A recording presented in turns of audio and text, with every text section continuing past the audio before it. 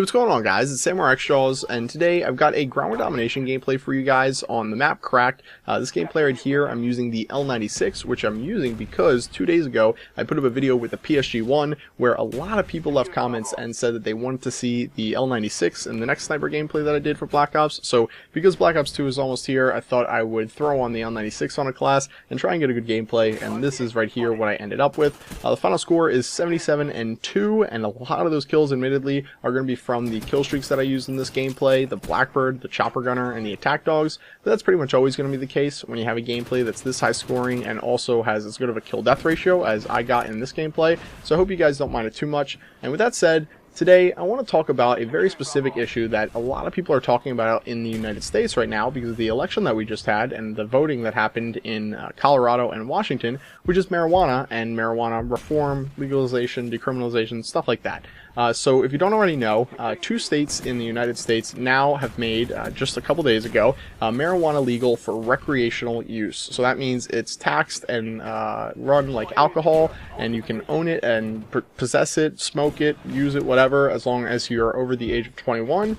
And it's still illegal, however, on the federal level, which is a really weird thing. And it's also really weird because we currently have a president in office who just got re-elected, who admits to smoking weed on several occasions, and also even doing cocaine, who isn't supporting widespread marijuana decriminalization, reform, whatever the case.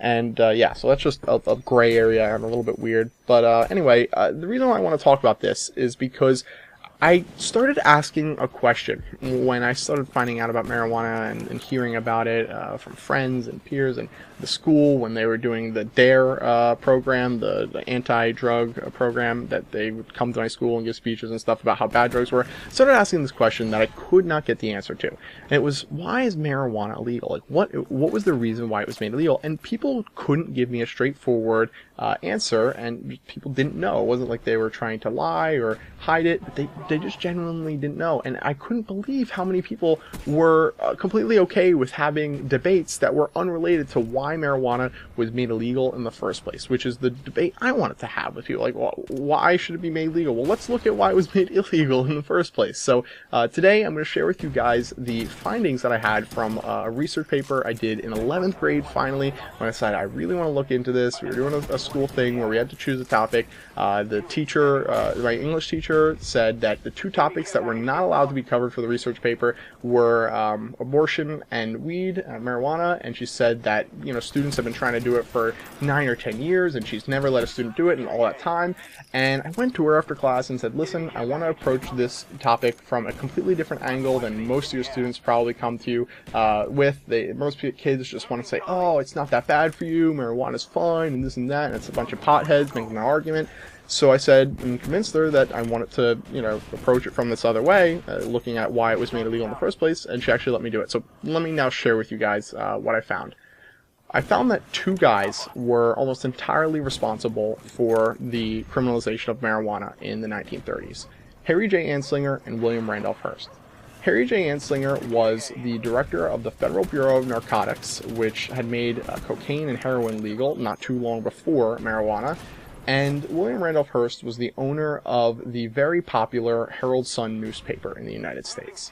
And the reason why these 2 made a perfect pair, and they complemented each other so well, their assets and connections complemented each other so well, was because, one, William Randolph Hearst had money and connections in the business world and also had a lot of influence because of his newspaper, and 2, because Harry J. Anslinger had the connections in the government that needed to be made in order for it to be made illegal. So they paired up, and what they did was they ran articles that had a lot of racism and a lot of connections drawn between marijuana and immigrants and minorities who people were heavily discriminating against in the 1930s, and made it seem like marijuana was this terrible drug that only the blacks and Mexicans and people who were discriminated against were using. And I'm actually going to read you a quote from an article written in the Herald-Sun that would blow your mind if you read it today in an article that was anti-marijuana.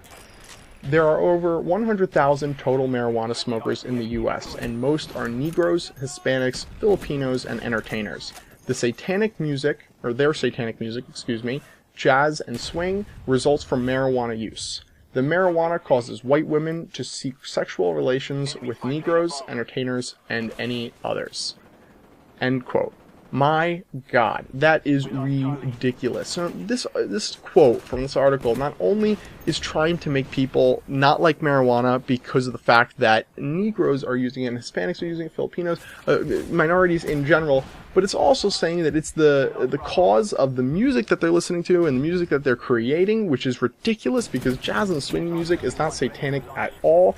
And it even finishes it up by saying that it's going to, if you smoke it, make white women seek sexual relations with Negroes that they might not have seeked out, or they might not have otherwise seeked out.